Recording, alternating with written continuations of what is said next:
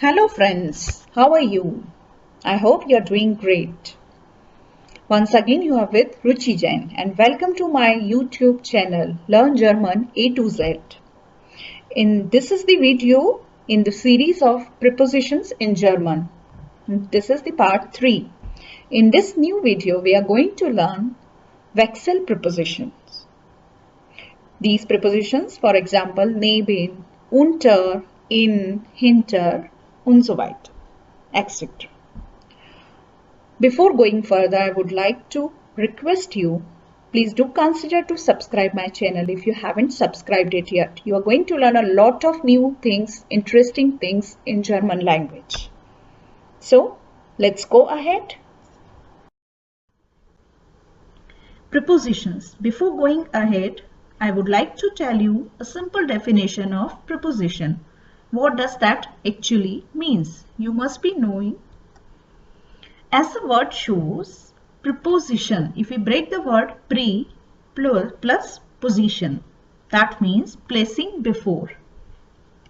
So in very simple words, we can say it is basically a word which connects or links a noun or a pronoun or a phrase to the other words in the same sentence.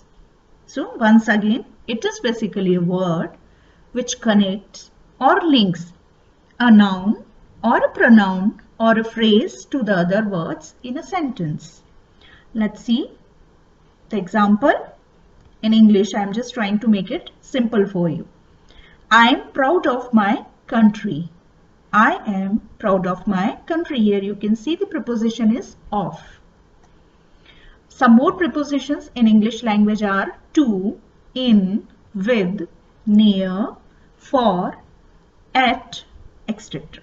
There are many, and these prepositions are also in German language. So, let's go ahead.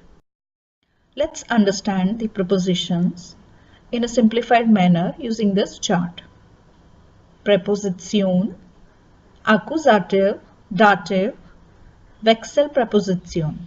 So we have categorized it in 3 different categories: accusative prepositions, dative preposition, and third one is Wechsel preposition or Wechsel preposition. Accusative we are going to discuss, dative also, and Wechsel. Wechsel prepositions are those prepositions which are sometimes accusative and sometimes dative. So they exchange their position depending on the context. We are going to learn all these concepts step by step.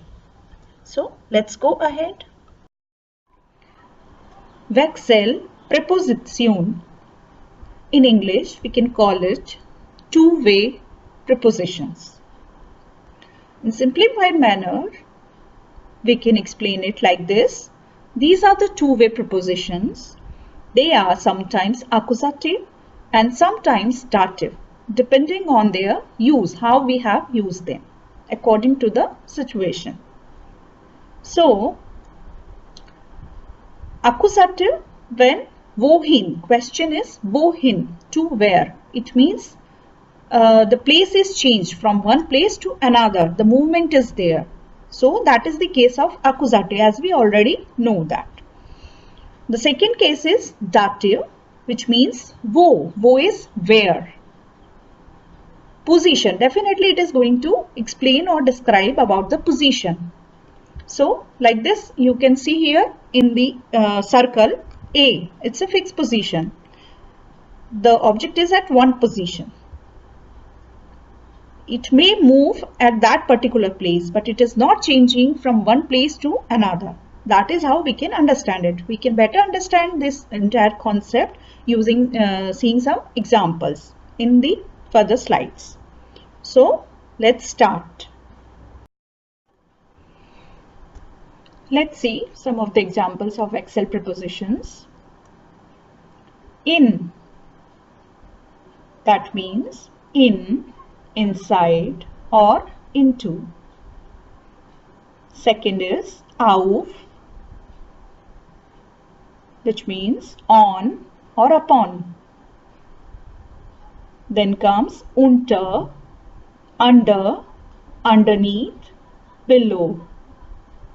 Next is neben, near, next to, closest to. Then an, to or on. Let's repeat with me. In, auf, unter, neben, an. Right. Let's start with the first preposition, first Wechsel preposition, in, which means in. I go to Switzerland. I go to Switzerland. That is accusative. Auf Deutsch, ich fahre in die Schweiz.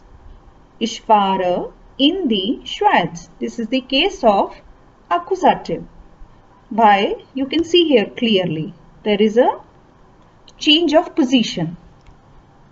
Let's take one more example. The book is in the bag. The book is in the bag. Das Buch ist in der Tasche.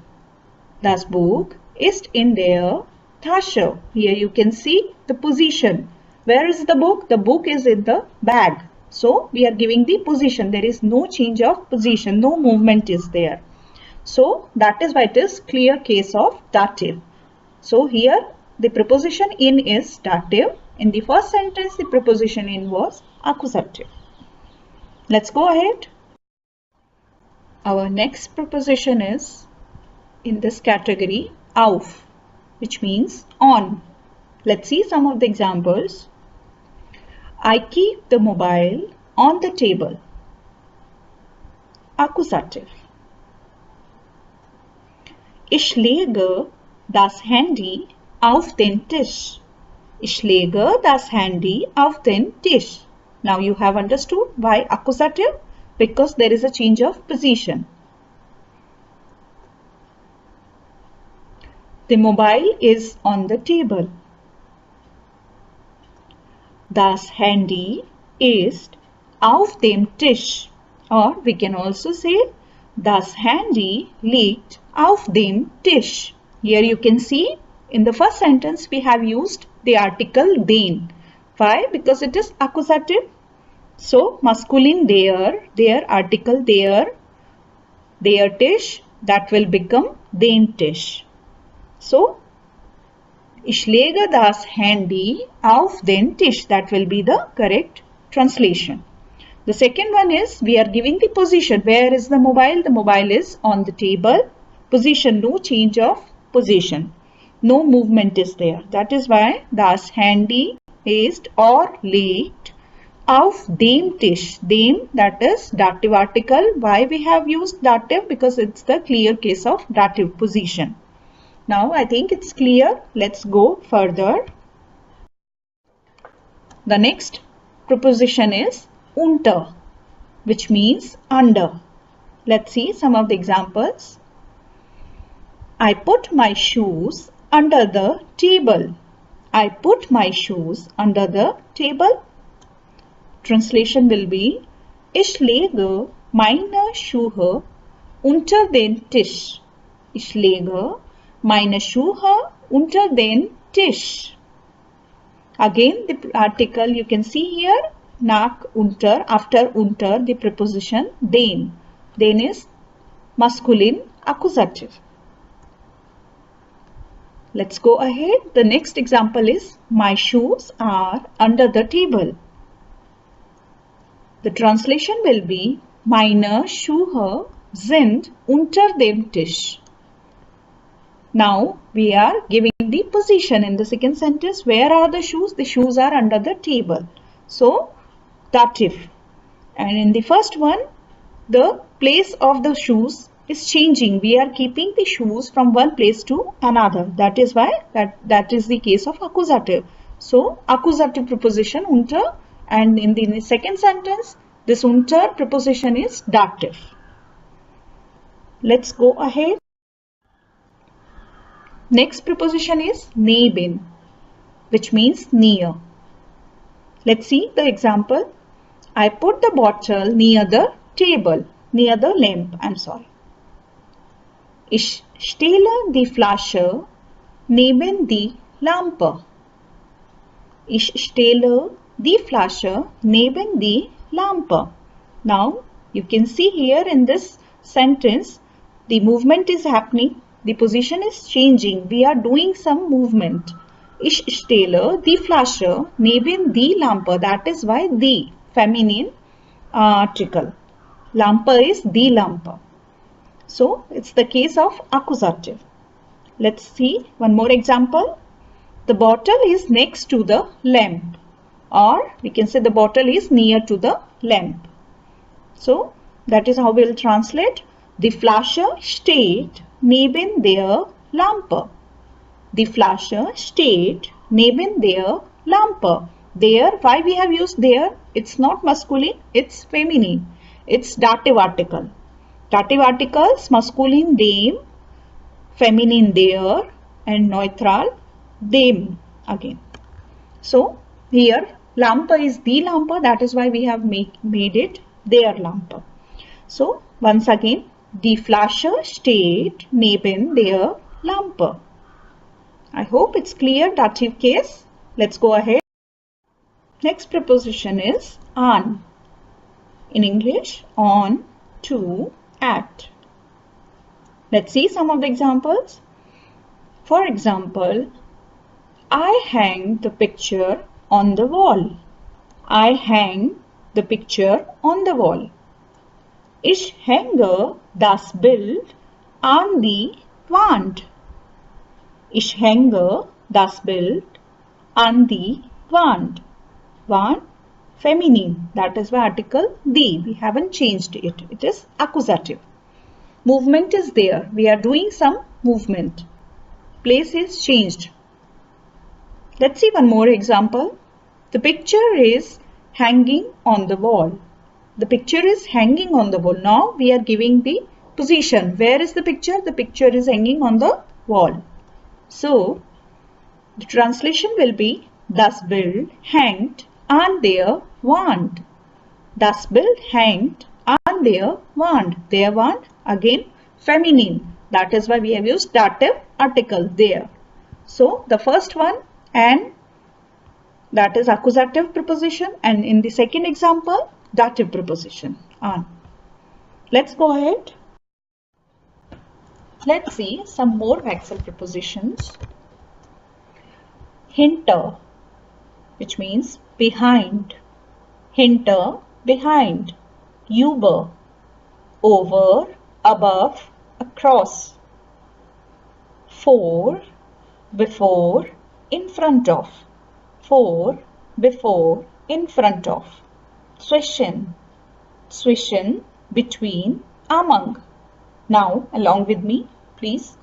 Hinter, hinter, über, über. For, zwischen, zwischen. Let's go ahead. Let's see some of the examples. Our first preposition in this second list is hinter, which means behind. Let's understand how to use this preposition. In accusative case, for example, I keep the cup behind the computer. I keep the cup behind the computer. So the position of the cup is changing. The translation will be Ich stehle die Tasse hinter den Computer. Ich stehle die Tasse hinter den Computer. Why den? Because the article for computer is their computer. So in accusative case it will become den. So here the preposition hinter is working as an accusative preposition. Let's go ahead. The second example is the cup is behind the computer. Now we are going the position of the cup. Where is the cup? The cup is behind the computer. The translation will be Die Tasse steht hinter dem Computer. Die Tasse steht hinter dem Computer. So here we have used the article dem, that is dative masculine article. Now we are giving the position, that is why here the hinter preposition is dative preposition.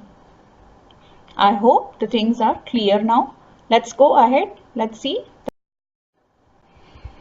Our next preposition is ÜBER, which means above or over. So let's see the first example. He is hanging the photo above the bed. He is hanging the photo above the bed.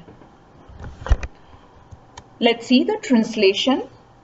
Hängt das Foto über das Bett. Hängt das Foto über das Bett. Here, das Bett, that is accusative. The über preposition is working in accusative case. It's accusative preposition here. Let's see one more example. The photo is hanging above the bed. The photo is hanging above the bed. The translation will be Das Foto hängt über dem Bett. Das Foto hängt über dem Bett. Here you can see where is the photo hanging? Above the bed. So we are giving here again the position. That is why it is dative case. That is why we have translated it like this. Das Foto hängt über dem Bett. After the preposition, the article will be dative. That is how we can recognize it. That is dative sentence. Dative preposition. In the first sentence, it was über das Bett. So this das, it shows that it is the case of accusative. This preposition is accusative. That is why we have used das Bett. Accusative article. So here, über is in the first example, über is accusative preposition. In the second example, it is dative preposition. It is working as a dative preposition. So let's go ahead. Our next preposition is for, which means in front of. Let's understand it using this example. I put the shoes in front of the door. I put the shoes in front of the door. The translation will be Ich stelle die Schuhe vor die Tür. Ich stelle die Schuhe vor die Tür. So some movement is happening. That is why this preposition for is accusative. And after this preposition, the article will be accusative article. So die Tür, that is the article feminine. Let's see the next example. The shoes are in front of the door. The shoes are in front of the door. Where are the shoes? They are in front of the door. Again, position. And whenever there is a position, no movement, then that's a clear case of dative. Die Schuhe steht vor der Tür. Die Schuhe steht vor der Tür. Der Tür, that is dative feminine preposition. I have used this very simple example so that you can understand the difference. You can compare these two sentences. So similar kind of examples I have used in throughout the video for better understanding. So I hope it's clear now. Let's go ahead. Our next preposition is ZWISCHEN, between. ZWISCHEN. Let's understand it using some examples. I put the pen between books. I put the pen between the books. The translation will be Ich stecke den Kuli zwischen die Bücher. Ich stecke den Kuli zwischen die Bücher. Here, Bücher, plural, that is why article die. And it's the case of accusative because some movement is happening. Let's take one more example. The pen is between the books. The pen is between the books. So if I ask the question, where is the pen? The pen is between the books. Position, we are asking the position. So it's the case of dative preposition. The translation will be Der Kuli ist zwischen den Büchern. Der Kuli ist zwischen den Büchern.